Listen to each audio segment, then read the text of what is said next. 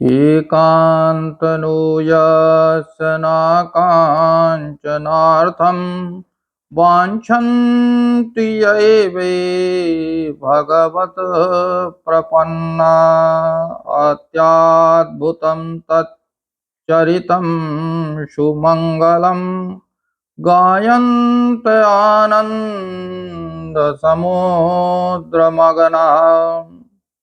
नमस्कार मित्रों, जय माँ कात्यायनी। मैं पंडित डॉक्टर राम प्रकाश अवस्थी आपके समक्ष एक अद्भुत विषय लेकर के प्रस्तुत हुआ हूँ। मित्रों, मैंने पिछले वीडियो में अनेक प्रकार की श्रापों का वर्णन किया है, जिसमें यह जो पंचम श्राप है, जो बहुत ही महत्वपूर्ण और कलिष्ठ श्राप है। इस श्राप का सृजन होता है जब मनुष्य अपने संस्कार भूल जाता है। मित्रों, यह श्राप ब्रह्म श्राप के रूप में मानी जाती है। शास्त्र में लिखा हुआ है कि बल गर्वेन यो मृत्यो ब्राह्मणा नवमन्यते तद्दोषाद ब्रह्म श्रापाच्च तस्य स्यात् संतति क्षयाः। अर्थात जब मनुष्य अपने बल, गर्व और अभिमान के कारण ब्राह्मणों का, ब्रह्मवाचकों का, ब्रह्मज्ञ का, वेद का अनादर करता है, तब यह श्राप कुंडली में प्रकट हो जाता है। पिछले जन्म में गुरु, माता, पिता के वचनों का पालन न करना, उन्हें कष्ट देना, उनका अनादर करना, उनके ज्ञान और संस्कार को न मान करके विपरीत आचरण करना, पीपल एवं बरगद के वृक्षों को कटवाना, भगवान शिव एवं नारायण की आलोचना करना, देवताओं की आलोचना करना, अपने स्वार्थवश आस्थाओं को मानना, दूसरे के धर्म का पालन करना, उनका अनुयायी बन करके अपने धर्म को भूल जाना, घोरतम अधर्म का पालन करना, भक्षा भक्ष मांस मदिरा का पालन करना, भक्षण करना, सेवन करना। इस प्रकार से जब मनुष्य आचरण करता है तो उसे ब्रह्मदोष लग जाता है, और ब्रह्मदोष घोरतम हो जाने पर वंशनाश तक की स्थिति बना देता है।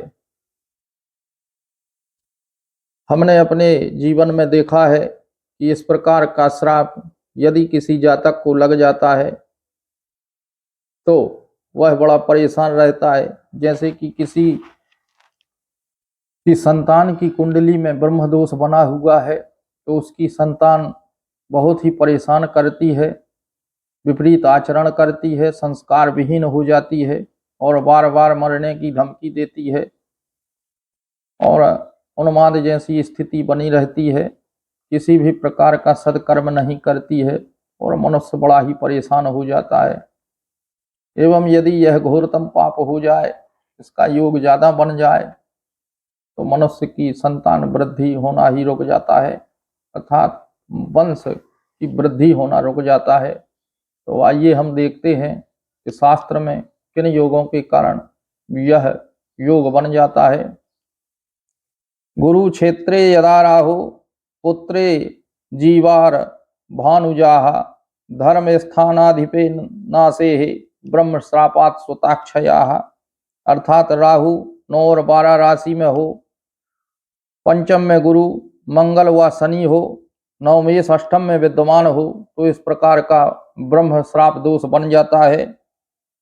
दूसरा, धर्मे से पुत्र भावस्थे है, पुत्रे से नाश राशि के है, जीवार राहु युक्ते है ब्रह्म श्रापात् सुताक्षयाः।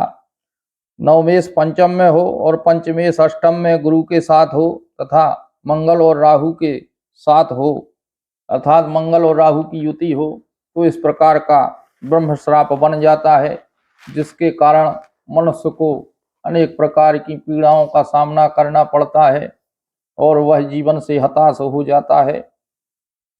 इसके निवारण के लिए भगवान भोलेनाथ भवानी से कहते हैं कि हे देवी, तस्य दोषाद्य शांत्यार्थम कुर्याच्चन्द्रायणं नराः ब्रह्मकूचं त्रयं कृत्वा धेनु दधात सदक्षिणाम। अर्थात हे देवी, इस श्राप से विमुक्त होने के लिए मनुष्य को चंद्रायण व्रत करना चाहिए और ब्रह्मकूच त्रय करके ब्राह्मणों को दक्षिणा देना चाहिए और धेनु का दान करना चाहिए, गाय दान करना चाहिए। तो यहाँ ब्रह्मकूच नाम का जो व्रत बताया गया है, उपाय बताया गया है, इसमें क्या विधान करना है। ब्रह्मकूच जो होता है वो पूर्णमासी को लगातार 24 घंटा तक आप निराहार व्रत करें और उसके बाद व्रत को पंचगव्य पी करके खोलना है। इस प्रकार 3 पूर्णमासी इस व्रत को करना है और भगवान का यजन करना है। इसके पश्चात पंचरत्नानि देयानि सुवर्ण सहितानि चाह ब्राह्मणान भोजयेत पश्चात यथाशक्ति द्विजोत्तमाम। स्वर्णदान एवं पंचरत्न का दान करना चाहिए।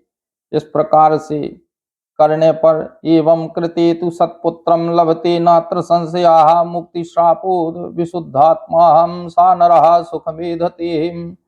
इस प्रकार का उपाय करने से मनुष्य इस श्राप से मुक्त हो जाता है और उसे मनोवांछित फल की प्राप्ति होती है।